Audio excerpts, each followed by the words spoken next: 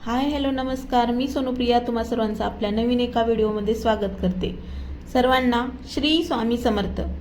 आज आपण जाणून घेणार आहोत गुरुपौर्णिमा म्हणजे काय, तिला व्यास पौर्णिमा का म्हणतात, गुरूंचे जीवनात स्थान इतके श्रेष्ठ का मानले जाते आणि या दिवशी कोणते आध्यात्मिक कार्य केल्याने विशेष पुण्य प्राप्त होते। व्हिडिओ शेवटपर्यंत नक्की पहा, कारण शेवटी मी तुम्हाला गुरुपौर्णिमेचा खरा संदेश सांगणार आहे। गुरुपौर्णिमा म्हणजे काय? आषाढ महिन्यातील शुक्ल पक्षातील पौर्णिमेला गुरुपौर्णिमा साजरी केली जाते। हा दिवस आपल्या जीवनाला योग्य दिशा देणाऱ्या प्रत्येक गुरूंना कृतज्ञतेने वंदन करण्याचा दिवस आहे।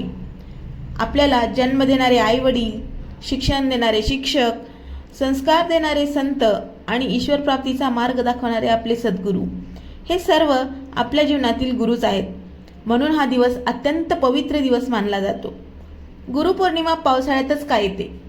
पावसाळ्याच्या सुरुवातीला प्राचीन काळात अनेक ऋषीमुनी एका ठिकाणी 4 महिने राहून धर्म, वेद, योग आणि अध्यात्म शिकवत असत। याला चातुर्मास असं म्हणतात। या काळात वातावरण शांत असते, प्रसन्न असते आणि साधनेसाठी अनुकूल असते।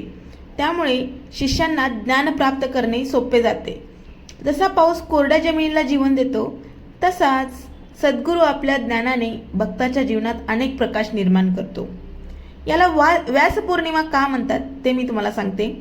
गुरुपौर्णिमेला व्यास पौर्णिमाही म्हणतात, कारण या दिवशी महर्षी वेदव्यास यांचा जन्म झाला। महर्षी वेदव्यास यांनी 4 वेदांची विभागणी केली, महाभारतासारखा महान ग्रंथ लिहिला, 18 पुराणाचे संकलन केले आणि भारतीय ज्ञान परंपरेला एक नवीन दिशा दिली। म्हणून त्यांना जगातील पहिले महान गुरु मानले जाते। गुरु म्हणजे कोण? धर्मग्रंथामध्ये म्हणलं आहे की गुरुर ब्रह्मा गुरुर विष्णू गुरुर्देव महेश्वरा गुरुर साक्षात परब्रह्म तस्मै श्री गुरुवे नमः। गुरु म्हणजे सृष्टी निर्माण करणारे ब्रह्मा, पालन करणारे विष्णू आणि अज्ञानाचा नाश करणारी महेश। गुरु म्हणजे ज्ञानाचा अखंड प्रकाश। गुरूंचे स्थान देवापेक्षा का मोठे आहे? संतांनी सांगितले आहे, जर देव रागावला तर गुरु आपले रक्षण करतात, परंतु जर गुरुच रागावले तर कोणताही आश्रय उरत नाही, कारण गुरुच आपल्याला देवापर्यंत पोहोचवतात। गुरु म्हणजे आत्मा आणि परमात्मा यांच्यातील सेतू। कबीरदासांचा एक संदेश आहे। संत कबीरदास म्हणतात, गुरु गोविंद दोहू खडे काके लागू पाय, बलिहारी गुरु आपने गोविंद दियो बताय।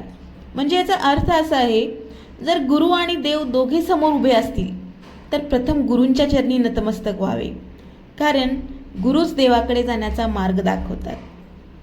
गुरुकुलमध्ये एक परंपरा आहे। सर्वात महान शिक्षण पद्धती जिथे आहे ते म्हणजे गुरुकुल। गुरुकुलात शिष्य फक्त पुस्तकाचे ज्ञान घेत नव्हते, तर शिस्त, संस्कार, सेवा आणि चारित्र्य, त्यासोबतच जीवन जगण्याची कला शिकत होते। महाभारतातील एकलव्याचे उदाहरण आजही गुरूंचे भक्त सर्वोच्च उदाहरण म्हणून मानले जाते। गुरुपौर्णिमेला काय करावे? तर या दिवशी सकाळी लवकर उठून स्नान करावे, गुरूंच्या प्रतिमेची आणि पादुकांची पूजा करावी, फुले, हार, वस्त्र, दक्षिणा अर्पण करावी, गुरुमंत्राचा जप करावा, धर्मग्रंथाचे वाचन करावे, गरजूंना अन्नदान, दानधर्म करावा, आपल्या जीवनातील प्रत्येक गुरूंचे मनापासून आभार मानावेत। गुरुपौर्णिमेचा खरा संदेश काय आहे? गुरु म्हणजे एखादी व्यक्ती नाही, तो आपल्याला अंधाराकडून प्रकाशाकडे नेतो, अज्ञानाकडून ज्ञानाकडे नेतो, भीतीकडून विश्वासाकडे नेतो आणि आपल्या जीवनातील गुरुप्रती कृतज्ञता व्यक्त करणे हीच खरी मित्रांनो, ज्ञान, श्रद्धा, सेवा आणि समर्पण याचा सुंदर संगम म्हणजे गुरुपौर्णिमा। या दिवशी आपण सर्वांनी गुरूंच्या चरणी नतमस्तक होऊन त्यांच्या कृपेची प्रार्थना करूया। सर्वांना श्री स्वामी समर्थ। जर हा व्हिडिओ तुम्हाला आवडला असेल तर नक्कीच व्हिडिओला लाईक करा, शेअर करा आणि आपल्या चॅनलला सबस्क्राईब करून बेल आयकॉन नक्की दाबा। कमेंटमध्ये अवश्य लिहा, श्री गुरुदेव दत्त, श्री स्वामी समर्थ। धन्यवाद। पुन्हा भेटूया आणि अशाच एका आध्यात्मिक व्हिडिओमध्ये। तोपर्यंत धन्यवाद। श्री स्वामी समर्थ, श्री स्वामी समर्थ, श्री स्वामी समर्थ।